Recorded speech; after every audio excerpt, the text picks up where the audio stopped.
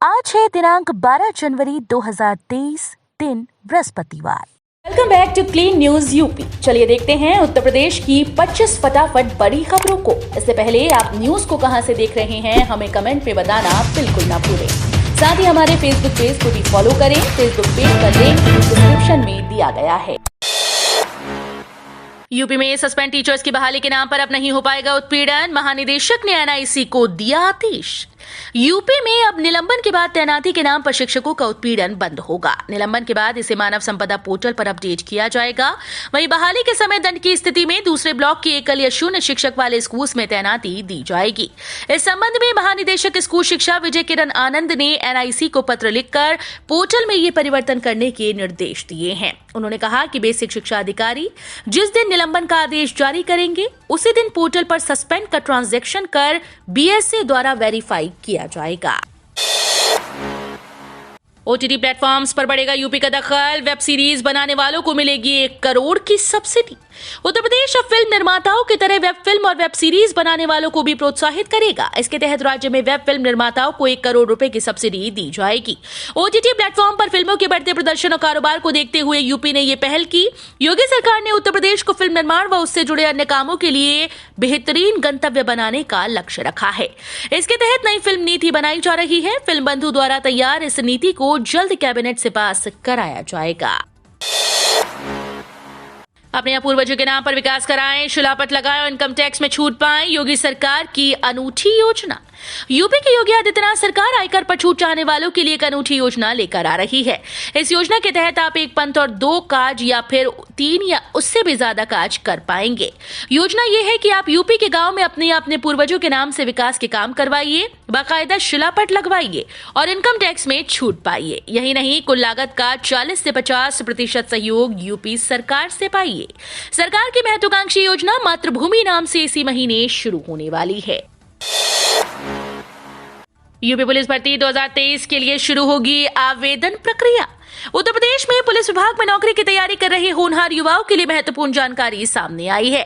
Uttar Pradesh police भर्ती एवं प्रोन्नति बोर्ड जल्द ही तकरीबन 35,700 पदों के लिए नोटिफिकेशन जारी करेगा। इस बात के लिए उत्तर प्रदेश के एक मंत्री द्वारा ट्वीट किए जाने के बाद युवाओं में उत्साह का संचार हो गया, क्योंकि ये यूपी पुलिस में नौकरी पाने का सुनहरा मौका होगा। सूत्र के अनुसार जुलाई 2024 तक इस भर्ती प्रक्रिया को पूरा कर लिया जाएगा। यूपी से 31,000 को मिलेगा हज यात्रा का मौका। कमेटी के अध्यक्ष ने कैबिनेट मंत्री का जताया आभार। यूपी हज कमेटी के अध्यक्ष मोहसिन रजा ने कहा कि इस वर्ष यूपी से 31,000 लोगों को हज यात्रा पर जाने का मौका मिलेगा। इसके लिए उन्होंने प्रधानमंत्री नरेंद्र मोदी व अल्पसंख्यक मामलों के केंद्रीय मंत्री स्मृति ईरानी के प्रति आभार जताया है। 13 जनवरी को दुनिया के सबसे लंबे रिवर क्रूज गंगा विलास को हरी झंडी दिखाएंगे पीएम मोदी। राष्ट्रीय स्वयंसेवक संघ गांव-गांव में सामाजिक समरसता के कार्यक्रम चलाकर लोगों को संघ से जोड़ेगा। संघ के शताब्दी वर्ष के 2024-25 तक प्रत्येक न्याय पंचायत में संघ की शाखा स्थापित करने के लिए ग्रामीण युवाओं को संघ और विचार परिवार से जुड़े संगठनों के साथ जोड़ा जाएगा। एनजीटी का बड़ा फैसला। टीटीजेड में यमुना के बाढ़ क्षेत्र के नए सिरे से तय होंगी हदें। उत्तर प्रदेश के ताज संरक्षित क्षेत्र में आने वाले यमुना के डूब क्षेत्र को लेकर एनजीटी ने बड़ा फैसला दिया है। एनजीटी ने एक याचिका पर सुनवाई के बाद इस क्षेत्र में नए सिरे से हदें तय करने के निर्देश दिए। साथ ही ताजमहल के आसपास के इलाके में यमुना में जेसीबी मशीन को प्रतिबंधित करते हुए मैनुअल सफाई कराने और यमुना में मिट्टी व पत्थर के चेक डैम बनाए जाने का फैसला सुनाया है। विशेषज्ञ चिकित्सकों के 2,382 पद, आवेदन आए महज 2,129। एक तरफ शिक्षक समेत अन्य भर्तियों को लेकर बेरोजगार आए दिन आंदोलन करते रहते हैं, तो वहीं दूसरी ओर एक ऐसी भर्ती भी है जिसके लिए दावेदार नहीं मिल रहे। चिकित्सा एवं स्वास्थ्य सेवा विभाग के अंतर्गत विशेषज्ञ चिकित्सकों के 2,382 पदों पर सीधी भर्ती के लिए महज 2,129 अभ्यर्थियों ने आवेदन किया। उत्तर प्रदेश लोक सेवा आयोग ने 5 दिसंबर से 5 जनवरी तक ऑनलाइन आवेदन लिए थे। आवेदकों की संख्या कम होने के कारण अब स्क्रीनिंग परीक्षा नहीं होगी। आयोग के संयुक्त सचिव विनोद कुमार सिंह ने अभ्यर्थियों से 25 जनवरी की शाम 5 बजे तक ऑफलाइन आवेदन मांगी। गोरखपुर महोत्सव का शानदार आगाज, कैलाश खेर और अमन त्रिखा के सुरों से सजेगी बॉलीवुड नाइट। गोरखपुर के चंपा देवी पार्क में बुधवार को 3 दिवसीय गोरखपुर महोत्सव का शानदार आगाज हुआ। पर्यटन मंत्री जयवीर सिंह ने दीप प्रज्वलित कर महोत्सव का भव्य शुभारंभ किया। 13 जनवरी तक चलने वाले महोत्सव में कई रंग बिरंगे कार्यक्रम आयोजित किए जाएंगे। बॉलीवुड नाइट में सोनू निगम, अमन त्रिखा, असित त्रिपाठी और कैलाश खेर जैसे प्रसिद्ध गायकों को सुनने का मौका मिलेगा, तो लोक गायिका मालिनी अवस्थी भोजपुरी नाइट को अपने सुरों से सजाएंगी। यूपी के शामली में औद्योगिक संकट, 12,000 मजदूरों का छिन सकता है रोजगार। केंद्रीय वायु गुणवत्ता प्रबंधन के इन आदेशों और प्रदूषण नियंत्रण बोर्ड की कार्रवाई के बाद उद्यमी सख्ते में हैं। Shamli industrial estate and manufacturing association और लघु उद्योग भारती के जिला अध्यक्ष अंकित गोयल का कहना है कि ऐसे में पलायन मजबूरी हो जाएगा। उन्होंने बताया कि रेम और धुरे की इकाइयों में काफी ईंधन लगता है। बायोमास फ्यूल अभी काफी महंगा है, ऐसे में इकाइयों को चलाना बड़ा मुश्किल होगा। यूपी में भीषण सर्दी का सितम जारी। उत्तर प्रदेश का बड़ा हिस्सा इन दिनों भीषण सर्दी और कोहरे की चपेट में है। कई इलाकों का पारा 3 डिग्री तक पहुंच गया। ज्यादातर इलाकों में भीषण शीतलहर की स्थिति बनी हुई है और पिछले 24 घंटों में कई जिलों में तापमान में भारी गिरावट दर्ज की गई। लखनऊ में मौसम विज्ञान केंद्र ने मंगलवार को कहा कि कई स्थानों पर घने कोहरे के साथ ही शीतलहर की स्थिति जारी रहने से राहत मिलने की कोई उम्मीद नहीं है। हालांकि अगले हफ्ते कुछ इलाकों में पारा चढ़ने की उम्मीद है। इस बार यूपी चुनाव में दिखेगा अब तक का सबसे अलग मुद्दा, योगी सरकार ने बनाई है खास रणनीति। लोकसभा चुनाव में उत्तर प्रदेश में इस बार भाजपा जातिगत समीकरणों और मंदिर मस्जिद के मुद्दों से बिल्कुल हटकर यूपी में होने वाले निवेश और विकास के मुद्दे पर चुनाव की पूरी नींव रख रही है। इसके लिए उत्तर प्रदेश सरकार ने न सिर्फ माहौल बनाया बल्कि उसे जमीन पर उतारना भी शुरू कर दिया है। राजनीतिक विश्लेषकों की माने तो उत्तर प्रदेश में चुनाव का मतलब ही जातिगत समीकरणों के ताने बाने से शुरू होता है। उसके बाद सियासत की तासीर को धर्म के आधार पर नापा तौला जाता है।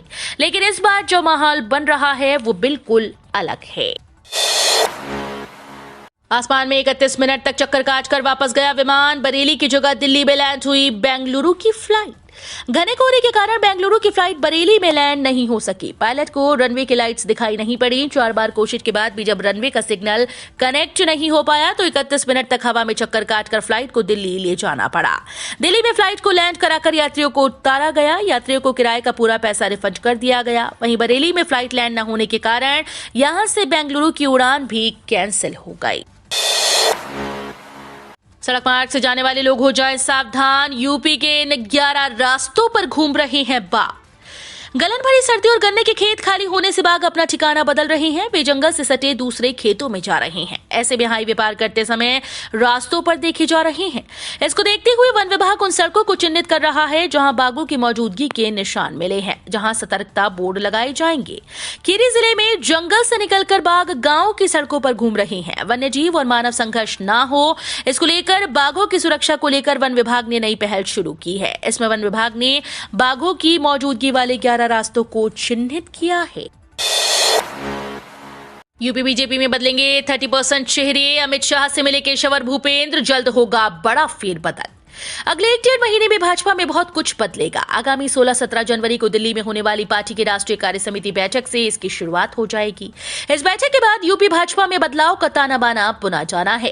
पार्टी सूत्रों की माने तो प्रदेश संगठन में तकरीबन 30% नए चेहरों को जगह मिल सकती है, जबकि लगभग 20% मौजूदा चेहरों के पद और भूमिका में बदलाव हो जाएगा और कुछ नई टीम में नहीं दिखेंगे। नेशनल वेट लिफ्टिंग चैंपियनशिप में आजमगढ़ की बेटी ने जीता रजत, बढ़ाया जिले का मान। तमिलनाडु में नेशनल वेट लिफ्टिंग चैंपियनशिप में यूपी टीम से खेल रही आजमगढ़ की बेटी सोनम यादव ने रजत पदक जीतकर जिले का मान बढ़ाया। सोनम की सफलता से परिजनों व जनपदवासियों में हर्ष की लहर है। कटघर लालगंज कस्बा निवासी सोनम यादव पुत्री राजनारायण यादव जाने माने समाजसेवी जूठन यादव की पौत्री हैं।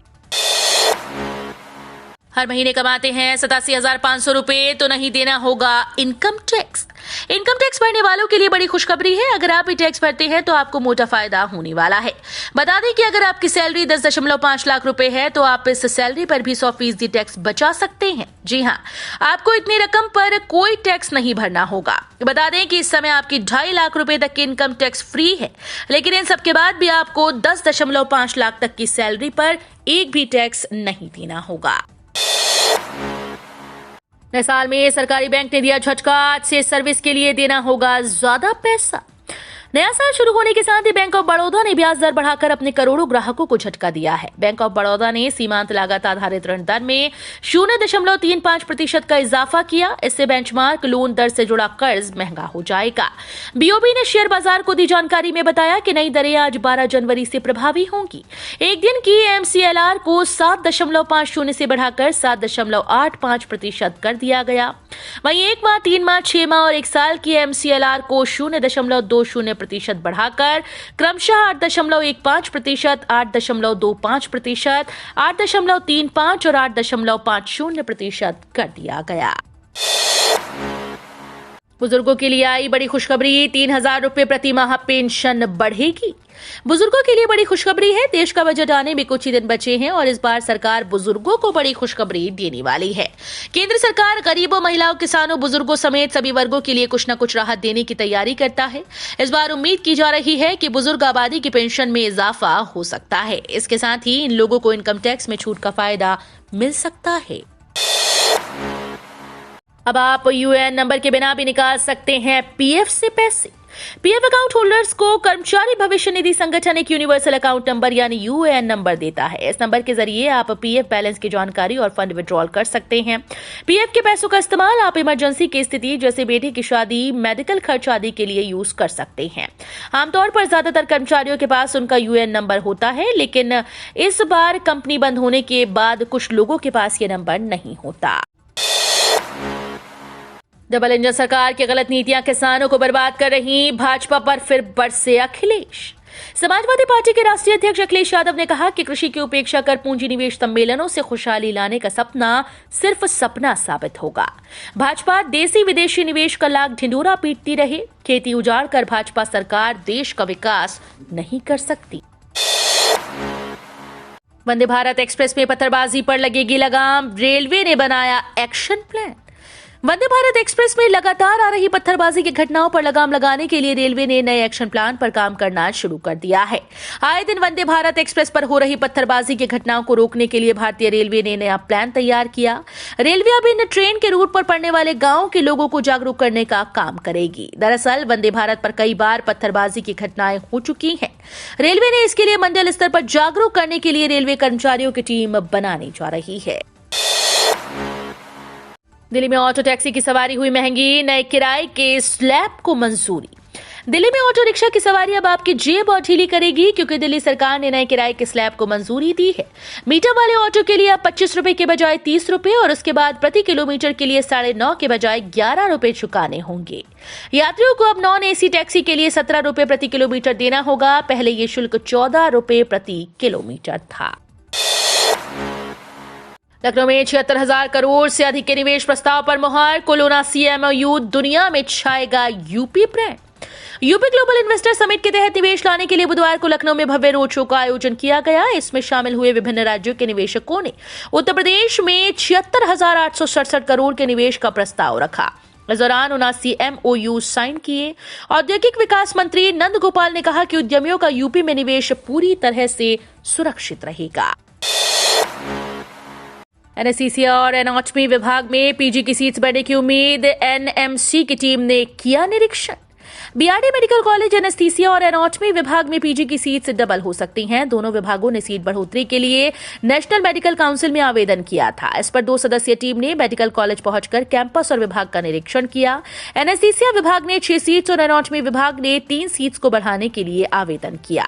आवेदन के बाद एनएमसी की टीम मौके पर जांच के लिए पहुंची थी। तो ये थी आज की 25 फटाफट बड़ी खबरें। अगर आपको न्यूज पसंद आई हो तो वीडियो को लाइक और शेयर जरूर करें। धन्यवाद।